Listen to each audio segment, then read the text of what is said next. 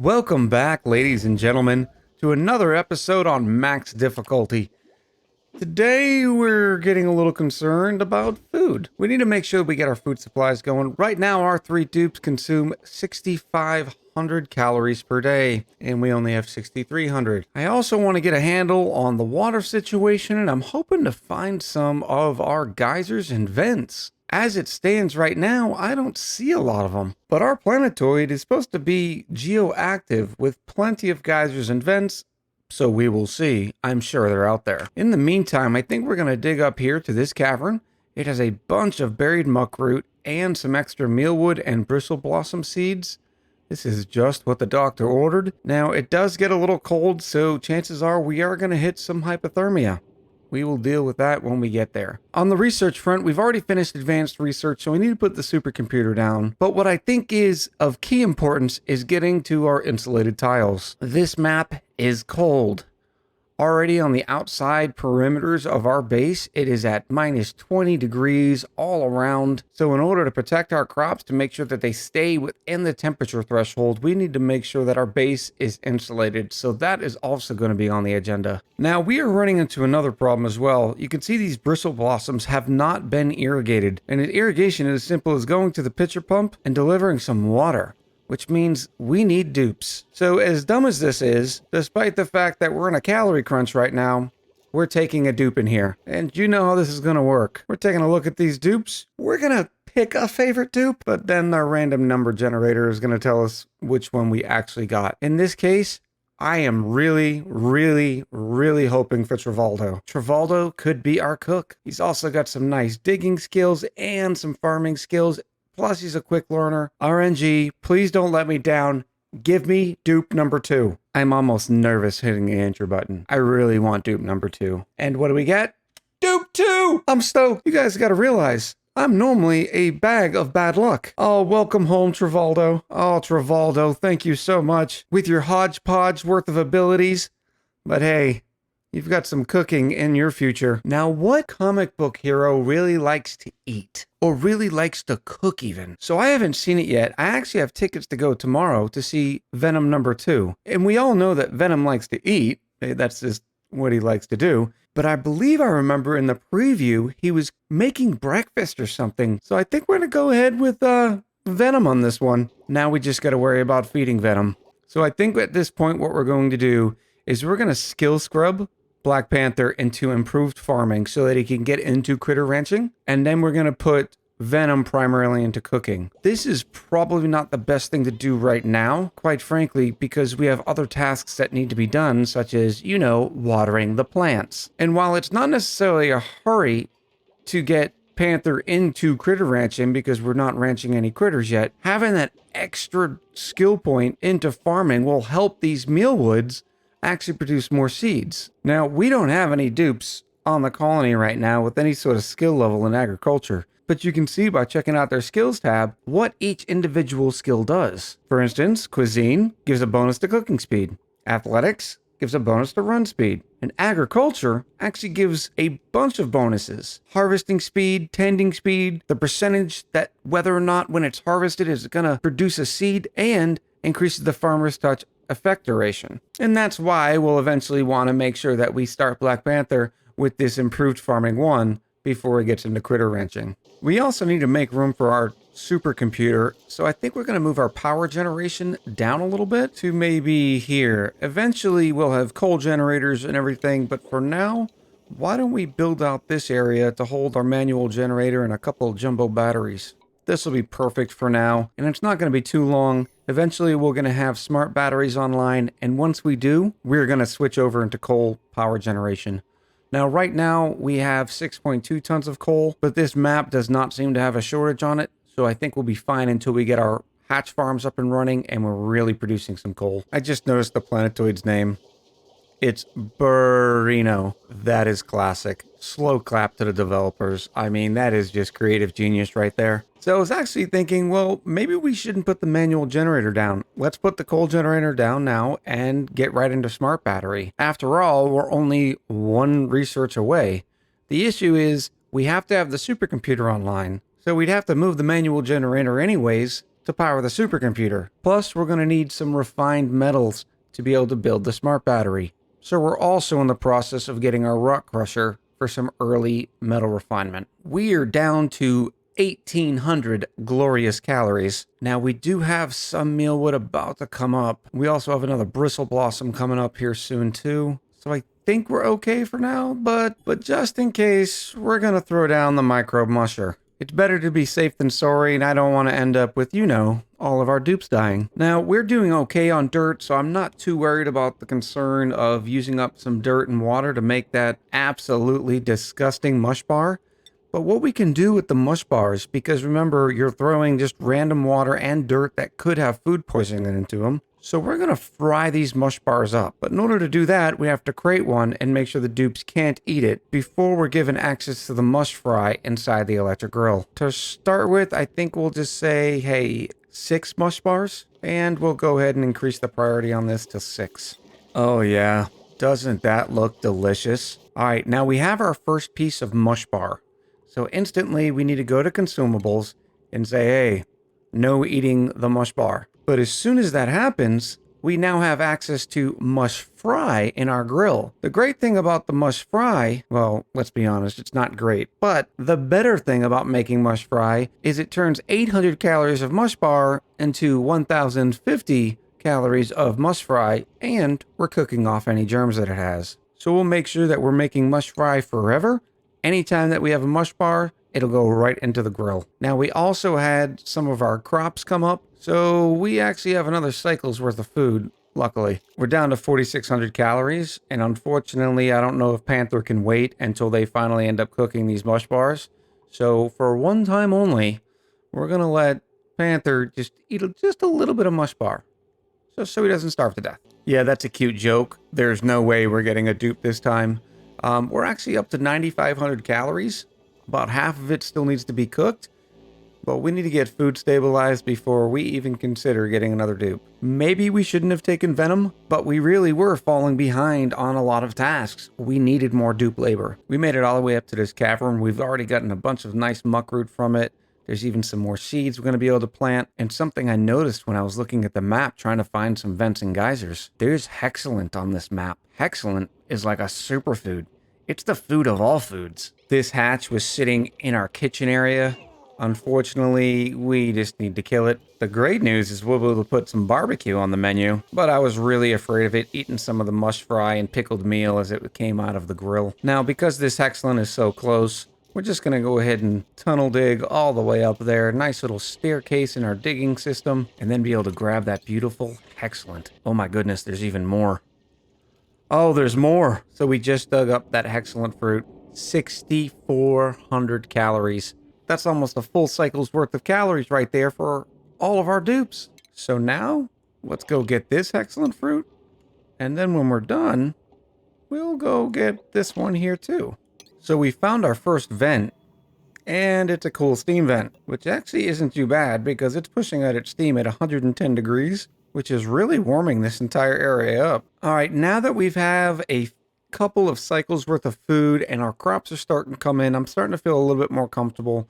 We also have those couple more hexalent fruits, so we can actually spend time on some other projects. First things we need to do is actually store all this water. It's kind of in the way of our digging progress.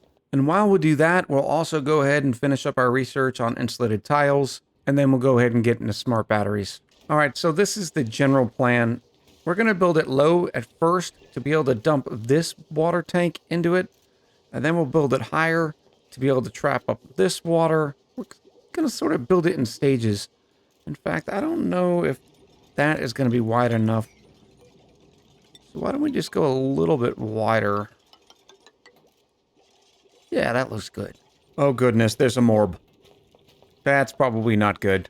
Let's kill the morb. Some more good news on the colony. We actually found some thimbleweed. So we will be able to set up that early bathroom setup where we dump all the extra polluted water into thimbleweed. And if there's no Drecos on this planetoid, we'll still be able to make exosuits.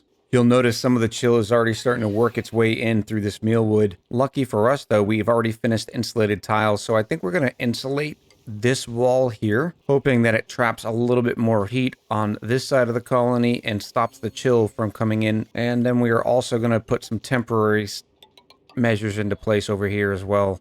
Eventually, we're going to drop this tank here and then start widening and coring out a main colony. But for now, we want to protect these beautiful crops. Finally, we're going to do the same over here on our bristleberries. The batteries are going to help, and once their heat can't escape to the right side of the colony, it's only going to help these bristle blossoms even more. Speaking of which, we're up to 10 bristle blossom plants. Way to go. All right, we're finishing up with our tank here, but what we don't want to do is leave materials down here. Because when this whole thing is filled with water, and it's going to be absolutely cold water, whenever dupes come down here to get, say, some algae, they're going to have to go through the water to do it, which is a surefire way to give them hypothermia.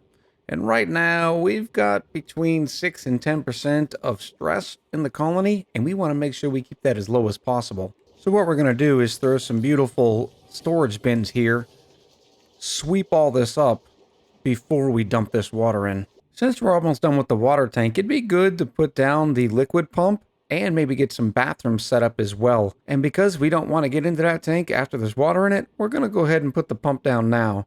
So we're finishing research on plumbing and sanitation, and by then the dupes should be finished with the sweep, and then we can start dropping water. One mistake I had made, we had set up the Great Hall last episode, and because Great Halls could be so big, I just assumed this was within size, but it was actually 8 tiles too large. So we didn't have a whole lot of morale room. Now what you can notice is that Black Panther and Thor have eaten in the Great Hall, and now they have plenty of morale. Whereas Dr. Banner and Venom haven't eaten in it yet, hence the reason why their morale is so low. But now that we have better morale, we can actually throw Thor into super duper hard digging. We can give Black Panther that ranching. We're going to throw Venom into grilling too. And instead of throwing Dr. Banner into another research tech, we're actually going to throw him into improved carry. Now this area here poses another problem altogether. Remember, we're playing on max difficulty, which means germs, they kind of hit a little harder. We've released a little bit of slime, and we want to dig a little bit further out in this area. This is where our thimbleweed's going to grow. This is where our water refinement's going to be coming from our bathrooms. So we needed a little bit more room. So what we're going to do is just block it off for now until we have that water tank down here. And once we know where the level of the water tank is, we can put some of our storage bins in there, put the slime in there, and forget about it for a little while. We're really making some progress with our research now. Next step, we're going to go into deodorizers and the beautiful carbon skimmer. We need to be able to handle all this carbon, especially considering we're about to put our power plant in. And, you know, carbon dioxide bad, oxygen good. Some dupe randomly decided to destroy the floor here as we're converting over to regular bathrooms, and he let the polluted water stored up drop into our food storage. Yes, of course we're blaming a dupe. So I have a rather intriguing solution. I put a bottle emptier way up here, where it's nice and cold. And we're just going to say, hey, bring all the polluted water up here so it can freeze. Here's our little pool of polluted water, and you'll notice it's going down in temperature rather quickly. Here's the start of our first little power plant, but to really make it work, we're going right towards this conductive wire, and as soon as that's complete, we'll be able to start wiring this whole thing up. We have our rock crusher online, and occasionally we're turning a little bit of copper ore into some refined copper, and we're well on our way. We've also made some progress here. Oh, we still have a little piece of something right there, a little bit of algae. But I think we're ready to go ahead and drop all this. In fact, we'll get these tiles here, scoop them up, and then we'll break into the rest to drop this little bit of tank here. Now, the problem is a lot of this water is going to freeze until we get enough water that there's enough thermal mass to overtake the temperature here. This carbon dioxide is at minus 15.5. But you'll notice we added airflow tiles. As soon as the water drops down into here, there's going to be a lot of carbon dioxide being pushed up, and that's where our carbon skimmer system comes into play. Once we get water in here, we'll be able to prime this system, and away it goes. This is exactly what I was worried about. All of that water dumped in and instantly turned to ice. But now that we have that set up, we can actually finish digging this out, mop up the rest of this, and then we'll dump this in. And this is a lot of 7-degree water. So it should be able to maintain that temperature a little bit. Yeah, all that water turned to ice pretty quickly too. So we're going to build up the rest of the walls to this and then drop this big tank. Hopefully it'll be warm enough to do not only absorb that temperature, but turn all this back into water as well, because our pump's not actually going to work when it's entombed inside of ice. Now, you might be wondering why we just don't dig it out. Well, if we dig it out, we'll actually lose half of its mass. Instead of it turning into 1,038 kilos of water, it would turn into 519 kilos of ice, and then when it melted, it would turn into 519 kilos of water. So I'd rather keep this ice just the way it is and see if maybe that splashdown of warmer water will help chill this out. Just in case this doesn't work, we're actually going to stop this up and make this a small little pool of water itself. And then we'll break in through here. All right, we have splash, and the water, unfortunately, is still dropping in temperature. We're also going to get these coal generators online. Hopefully that'll be enough to warm it up. Now, we still have enough water access from here. And worst comes to worst, we can tap into this area as well. Which, to tell you the truth, that's also 10 degrees worth of water, which might help absorb some of that chill. All right, our power plant is in. Now, we started putting conductive wire down, but we don't have a ton of copper, so we're going to hold off before we upgrade the rest of the regular wire into conductive wire. But for now, our power plant is up. We have our smart battery set on 9060, and we'll slowly be loading this storage bin up with some coal, and that should be that. But now we need to get rid of all these manual generators and regular batteries, because they will just mess the whole system up. I've never seen the temperature expressed with 4 decimal places. It's still fluctuating around a little bit, but I think this water is actually going to work. So I got impatient and I dug out the ice anyways. That way we can get our liquid pump online. Already we have our carbon skimmer doing its job, and now we can bring the rest of the piping all the way up to our bathrooms and get those loaded up. We're gonna have to be a little bit careful with our system here because we're still using these outhouses and wash basins. So once these get loaded up, we'll have a little bit of time to put in our water sieve because they'll have this much piping to fill to hold with wastewater. At that point, we can put in the water sieve, the thimble reed system, and we should be set. I just realized I don't know if we're gonna be able to run the thimble reed. It's like -5 degrees in here.